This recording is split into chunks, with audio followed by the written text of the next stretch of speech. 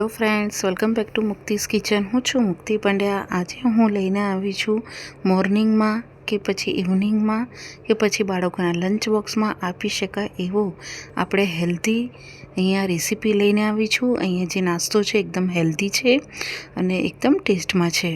તો આને કેવી રીતે બનાવવાનું એ હું બતાવવાની છું. તો અહીંયા જે આપણે નાસ્તો બનાવવાનો છે, આજે આપણે મસૂરની દાળનો બનાવવાનો છે.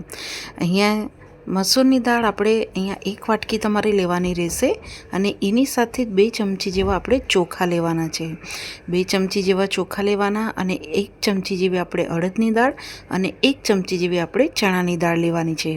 અહીંયા આપણે ચોખા કે એકલી અડદની દાળ નથી લેવાની. અહીંયા આપણે વધારા પ્રમાણમાં મસૂરની દાળ લેવાની છે. હવે આ બધી દાળોને આપણે 2 થી 3 વખત ધોઈ લેવાની તમારે અને આ 1 કલાક માટે આપણે પલાળી દેવાની.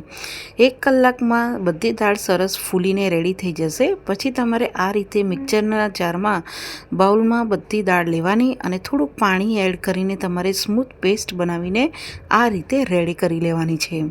અહીંયા આપણે બહુ પતલું પેસ્ટ નથી બનાવવાનું, બેટર એટલું તમારે ખાસ ધ્યાન રાખવાનું છે. નોર્મલ આપણે ઢોકળા, ઇડલી કે ઢોસાનું હાંડવાનું જે બેટર બનાવતા હોઈએ છીએ એ જ રીતનું તમારે પીસીને રેડી કરવાનું છે. અને તમે જોઈ શકો છો કે આ પ્રમાણે તમારે એને ગ્રાઇન્ડ કરવાનું રહેશે. એટલે બહુ અહીંયા પતલું તમારે નથી કરવાનું. હવે અહીંયા તમને એડજસ્ટ કરવા માટે તમને જો અહીંયા બેટર બહુ જાડું લાગે તો થોડુંક પાણી એડ કરીને તમારે આમાં મિક્સ કરી દેવાનું ને આ રીતનું બેટર બનાવીને રેડી કરવાનું છે. એટલે શરૂઆતમાં જ્યારે પીસો ત્યારે તમારે પતલું પાણી એડ કરીને પતલું નથી કરી દેવાનું. હવે આપણે આ બેટરને ઢાંકી દેવાનું છે અને 15 મિનિટ માટે આપણે આને રેસ્ટ આપવાનો રહેશે. જો તમારે જલ્દી હોય તો તમે રેસ્ટ આપવાની બી જરૂર નથી. 10 થી 15 મિનિટ જેવું થાય પછી તમે ખોલીને જોશો તો બેટર તમારું અહીંયા સરસ એવું સેટ થઈ ગયું હશે. હવે આમાં આપણે સ્વાદ પ્રમાણે મીઠું અને 1 થી 2 ચમચી જેવા આદુ, મરચાં અને લસણની પેસ્ટ એડ કરવાની છે. અહીંયા જે આપણે હાંડવો બનાવવાનો છે મસૂરની દાળનો, એમાં આપણે થોડું લસણ એડ કર્યું છે.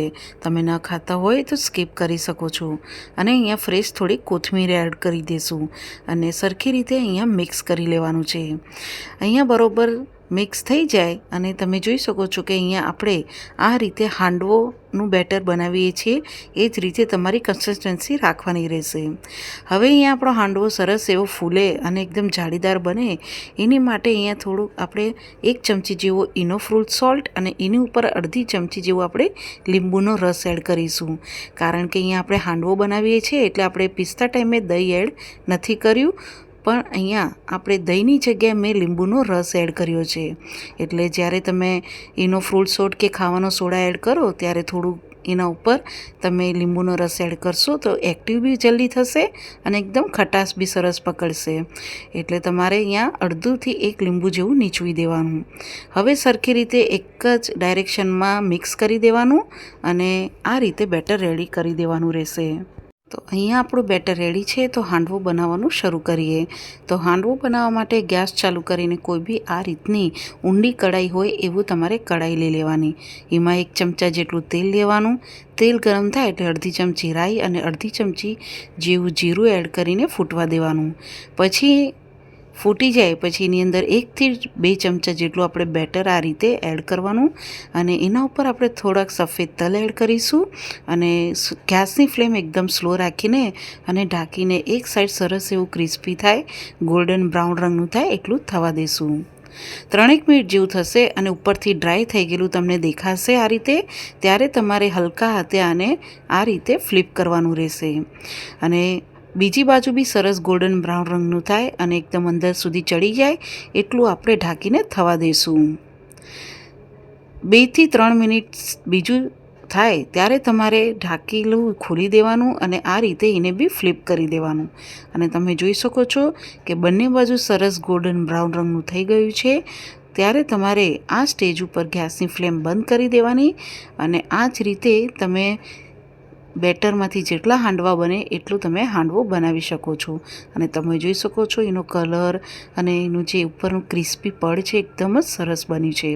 તો આ રીતે સવારની ભાગદોડમાં ફટાફટ આથા વગર તમે બેટર બનાવીને બી હાંડવો બનાવી શકો છો અને તમે અહીંયા જોઈ શકો છો કે હાંડવો આપણો એકદમ જ સરસ જાળીદાર અને અંદરથી પોચો ઉપરથી ક્રિસ્પી અને એકદમ જાળીદાર બન્યો છે. તો તમે આ રીતે જરૂરથી ટ્રાય કરજો. હેલ્ધી છે.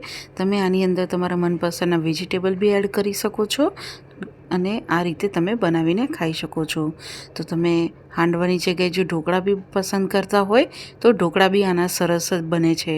તો તમે આ રીતે જરૂરથી મસૂરની દાળનો હેલ્ધી નાસ્તો ટ્રાય કરજો.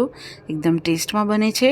અને તમને જો મારી રેસીપી ગમી હોય તો મારી ચેનલને સબસ્ક્રાઈબ કરજો, બેલ આઇકન પર ક્લિક કરજો, લાઇક કરજો, શેર કરજો અને તમને કેવી લાગી મને કોમેન્ટ્સમાં જણાવજો. Thank you for watching.